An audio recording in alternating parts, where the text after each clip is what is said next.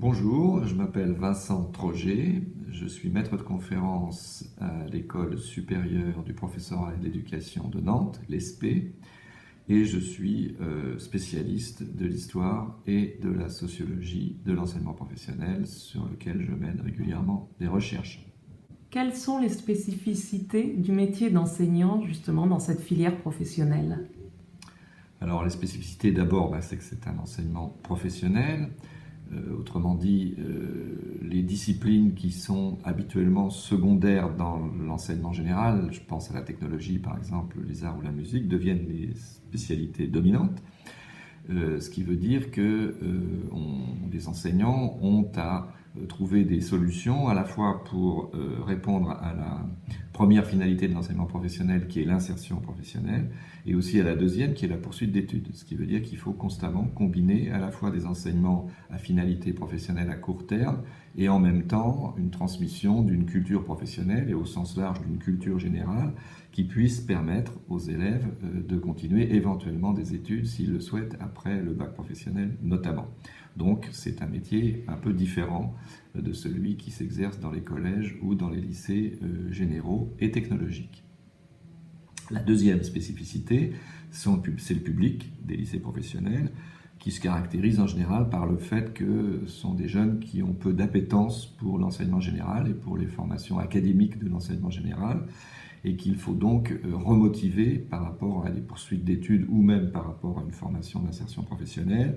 Ce sont des publics qui ont tendance à être parfois réticents, et même souvent réticents à la forme scolaire, et donc ça oblige les collègues de lycées professionnels à trouver des solutions pour les intéresser, pour les rendre plus actifs. Une des manifestations les plus classiques de ce rejet, en tout cas de cette réticence à l'égard de la forme scolaire traditionnelle, c'est dans l'enquête que j'ai menée récemment, c'est très visible. Les élèves disaient, quel que soit leur niveau au collège, les élèves disaient qu'ils en avaient, entre guillemets, marre de rester assis. C'est-à-dire qu'en fait, ça signifie d'une manière générale un refus de la passivité qui est souvent exigée des élèves au collège et au lycée, particulièrement en France, et le désir de rentrer dans une action, quelle qu'elle soit, d'être plus acteur de leur vie et plus acteurs parfois aussi de leurs apprentissages. Et donc ça aussi, forcément, c'est une spécificité de l'enseignement professionnel, c'est d'arriver à répondre à l'attente de ces élèves, à les remotiver et parfois aussi à les aider à s'en sortir. Et c'est le dernier point sur lequel j'insisterai, c'est que les profs de lycée professionnels ont l'habitude de voir dans leurs élèves des jeunes en difficulté et qui donc ils ont une démarche, on va dire, d'empathie à leur égard. Toutes les enquêtes sur les profs de lycée professionnel le montrent, et qu'ils essayent de les aider à s'en sortir. Donc à la fois ils les trouvent difficiles, et en même temps ils ont une forme d'empathie à leur égard, parce qu'ils pensent que ce sont des jeunes qui ont été un peu, entre guillemets, victimes de l'enseignement au préalable, et donc ils ont le sentiment que leur utilité passe aussi par une aide à la remédiation pour retrouver le chemin d'une réussite. Voilà ce qu'on peut dire sur, je crois, les spécificités principales de ce métier de prof de lycée professionnel. Quelles sont les orientations des SP pour les formations à ce jour? Alors le problème des SP, c'est que la France hésite entre deux modèles de formation, on va dire celui classique des écoles normales et de la préparation au concours, et puis celui plus nouveau qui est exigé par la masterisation, qui est de transmettre à la fois un enseignement en alternance pour apprendre des gestes professionnels adaptés aux besoins d'aujourd'hui, mais aussi d'avoir une réflexion en termes d'initiation à la recherche en éducation pour essayer de mieux comprendre à la fois tous les déterminants du travail d'enseignant, les adolescents, la gestion des groupes, la gestion des interactions en classe, etc. Et donc aujourd'hui, c'est quelque chose qui essaye de se faire en 2 ans,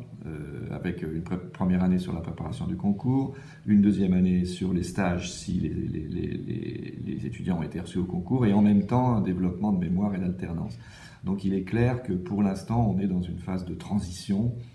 c'est-à-dire qu'il va falloir faire un choix à un moment donné sur un des deux modèles. Apparemment, actuellement, le ministère s'orienterait vers un modèle beaucoup plus d'alternance, avec un rôle plus important donné aux enseignants de terrain, mais en même temps souhaite que la recherche garde une place. Donc la grande question qui va se poser dans les années à venir, c'est de savoir exactement quelle est la place du concours dans la formation, si on la met avant, après ou pendant. Pour le moment, elle est pendant, Et c'est sûr que ça complique beaucoup le travail des formateurs dans les SP. Et donc je dirais que l'avenir des SP n'est pas fixé, il est actuellement sujet à réflexion. J'ai déjà un peu répondu à cette question.